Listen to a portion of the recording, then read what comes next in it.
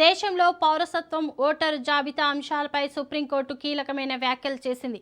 భారత పౌరసత్వాన్ని నిర్ణయించే అధికారం ఎన్నికల సంఘానికి లేదని సుప్రీంకోర్టు స్పష్టం చేసింది. కేంద్ర ఎన్నికల సంఘానికి కేవలం ఓటరు జాబితాను నిర్వహించే అధికారం మాత్రమే ఉందని ధర్మాసనం తెలిపింది. ఒకవేళ ఓటర్ జాబితాలో పేరు లేనంత మాత్రాన సదరు వ్యక్తి పౌరసత్వం కోల్పోరని సుప్రీంకోర్టు అత్యంతంగా స్పష్టమైన తీర్పును వెలువరించింది.